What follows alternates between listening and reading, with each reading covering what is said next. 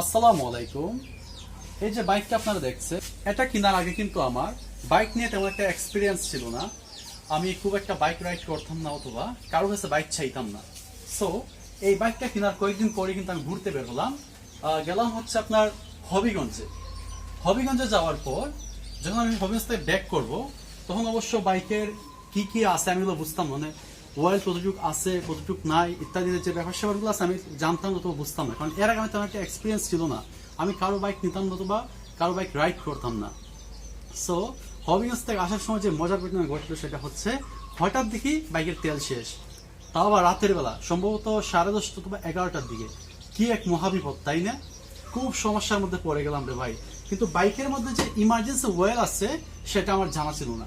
সেদিন আমি কি করলাম, অনেক জায়গায় কিন্তু আমার মানে হাইটে যাইতে হয়েছে, তারপর দোকান পাইছে, দোকান থেকে ওয়েল নিতে হয়েছে। এই ব্যাপার হেল্প করছে হচ্ছে আমার দুলাভাই। সো দেখেন, একটা সিম্পল বিষয় না জানার কারণে কিন্তু আমার এই ভোগান্তিটা হইতে হয়েছে।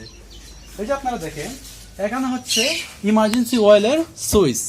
এখন কিন্তু আপনারা চাইলে খুব সহজে এরকম বাইকের মধ্যে ইমার্জেন্সি ওয়েলটার সুইচটা চালু করে দিতে পারেন এবং অনেক লম্বা একটা সময় ধরে বাইকটা চালাতে পারবেন।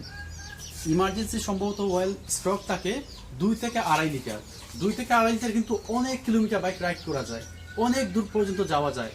আমি ইমার্জেন্সি ওয়েল দিয়ে বর্তমানে মাঝে মধ্যে কয়েকদিন পর্যন্ত বাইক রাইড করি। এই যে দেখেন সুইচটা, এই যে এইটার কিন্তু এইদিকে এভাবে একটা মোচড় দিয়ে উপর দিয়ে তুলে দিলে কিন্তু ইমার্জেন্সি ওয়েলটা চালু হয়ে যায়। কিন্তু একটা বিষয় না জানার কারণে কিন্তু আমার খুব একটা ভোগান্তির মধ্যে পড়তে হয়েছে। সো যারা পুরাতন রাইডার আছেন, এই ভিডিওটা হয়তো বা তাদের কাছে একটা হাস্যকর বিষয় মনে হবে, কিন্তু যারা নতুন রাইডার রয়েছেন তাদের কাছে কিন্তু এটা খুবই ইম্পর্টেন্ট একটা বিষয়।